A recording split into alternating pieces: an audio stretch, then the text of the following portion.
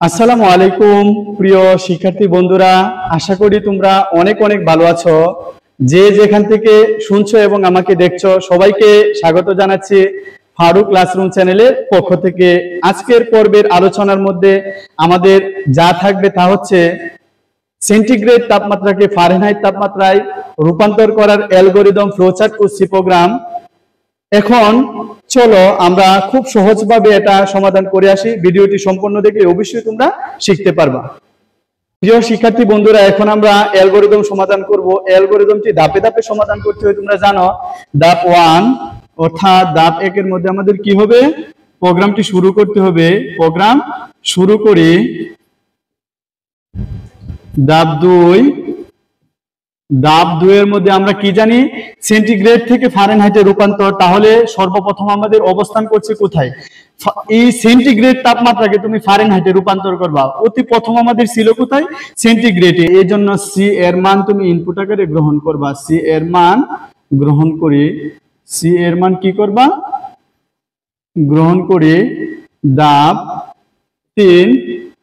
3 এর মধ্যে হচ্ছে সূত্র, সেন্টিগ্রেড থেকে ফারেনহাইটে রূপান্তর করার একটি সূত্র হচ্ছে ফারেনহাইট ইকুয়াল টু, ফারেনহাইটের সূত্র হচ্ছে Fahrenheit equal to 9 into C, 9 into C by 5 plus 32, অর্থাৎ 9 এর সাথে তোমার সি গুণ দিতে হবে, বাই করতে হবে কি, বাই 5 প্লাস 32।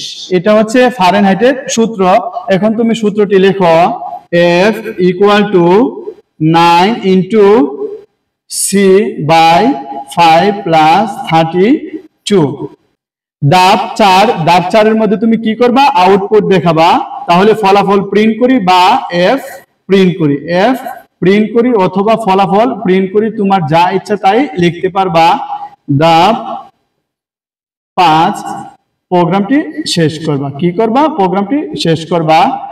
প্রিয় শিক্ষার্থীরা, আশা করি খুব সহজে তোমরা অ্যালগরিদমটি বুঝতে পেরে। প্রিয় শিক্ষার্থীরা, এখন আমরা সেন্টিগ্রেড থেকে ফারেনহাইটে রূপান্তর করার ফ্লোচার্টে দেখে আসি। আমরা জানি ফ্লোচার্ট করতে হলে প্রতীকের মাধ্যমে করতে হয়। শুরুর জন্য আমাদের ডিম্ব আকৃতির প্রতীকটি ইউজ হয়, স্টার্ট।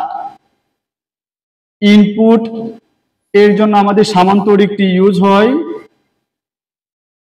তুমি কি দিবা, ইনপুট কি থাকবে, এই যে সি এর মান গ্রহণ করছিলাম ইনপুট আকারে সি, তারপরে হচ্ছে প্রসেসিং অর্থাৎ সূত্র F equal to 9 into C by 5 plus 32। তারপরে আমাদের কি, F প্রিন্ট করি এবং আউটপুট, ইনপুট এবং আউটপুটের জন্য তোমার কি লিখতে হয়, সামান্তরিক প্রতীকটি লিখতে হয়। প্রিন্ট কি করবা, F করবা। তারপরে আমাদের কি করতে হবে, শেষ করতে হবে। শুরু এবং শেষের জন্য ডিম্ব আকৃতির প্রতীকটি ইউজ হয়। এখন তুমি লেখো ইন্ট। এখন আমাদের ফ্লোচার্টটি আশা করি তোমরা বুঝতে পেরেছো। এখন চলো আমাদের সি প্রোগ্রামটি দেখে আসি। প্রিয় শিক্ষার্থীরা, এখন আমরা চলো একটি সি প্রোগ্রাম দেখে আসি। সি প্রোগ্রামের মধ্যে আমাদের hash input studio.h input ponyo.h, তারপরে আমাদের মেইন ফাংশন সেকেন্ড ব্র্যাকেট, এতটুকু আমাদের ফিক্সড। তারপরে আমাদের ভেরিয়েবল ডিক্লেয়ার দিতে হবে। এখানে যেহেতু তাপমাত্রা নিয়ে আলোচনা করা হয়েছে, এজন্য আমরা ফ্লোট টাইপের ডাটা অর্থাৎ ভগ্নাংশ টাইপের ডাটার জন্য আমাদের কিওয়ার্ড ফ্লোট ইউজ করব। এখানে লিখি আমরা ফ্লোট, অর্থাৎ ভগ্নাংশের জন্য আমরা ফ্লোট ব্যবহার করেছি। এখন ইনপুট আউটপুট কে থাকবে, সি এবং এফ থাকবে, সি এবং এফ থাকবে। তুমি লিখবা enter the value of C, enter the value of C. তারপরে তুমি স্ক্যান করবা, স্ক্যান এফ। এখন যেহেতু ফোর কিওয়ার্ড তুমি ইউজ করেছো, এর জন্য স্পেসিফায়ার হিসাবে %f দিতে হবে। %f তুমি রাখবা কোথায়, রাখবো হচ্ছে সি এর মধ্যে, এই জন্য লেখো সি। তারপরে হচ্ছে আমাদের ইনপুট সেকশনের কাজটি শেষ হলো, তুমি প্রসেসিং সেকশনের কাজটি শুরু করবা।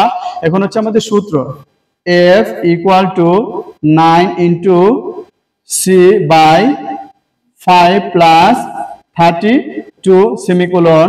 তারপরে আমাদের প্রসেসিং সেক্টরটা শেষ হলো। এখন আমাদের আউটপুট সেকশনের কাজটি শুরু করতে হবে। আউটপুটের জন্য আমাদের কি ব্যবহার করতে হবে? প্রিন্ট। প্রিন্ট একটি আউটপুট ফাংশন। প্রিন্ট কি? একটি প্রিন্ট এফ পার্সেন্ট এফ, যেহেতু ফ্লোটিং টাইপের কিওয়ার্ড ইউজ করেছে এজন্য স্পেসিফায়ার হিসাবে আমাদের এফ নিতে হবে। কাকে প্রদর্শন করবা? অবশ্যই এফ কে প্রদর্শন করবা। তারপরে গেজ, তারপরে কি লিখবা? গেজ, তারপরে নিয়ম অনুযায়ী সেকেন্ড ব্র্যাকেট। আশা করি প্রিয় শিক্ষার্থী বন্ধুরা তোমরা সি প্রোগ্রামটি ভালোভাবে বুঝতে পেরেছো। এই ছিল আমাদের আজকের আলোচনা। দেখা হবে আগামী কোনো পর্বে। এতক্ষণ পর্যন্ত ভালো থেকো, সুস্থ থেকো। আল্লাহ হাফেজ। আসসালামু আলাইকুম।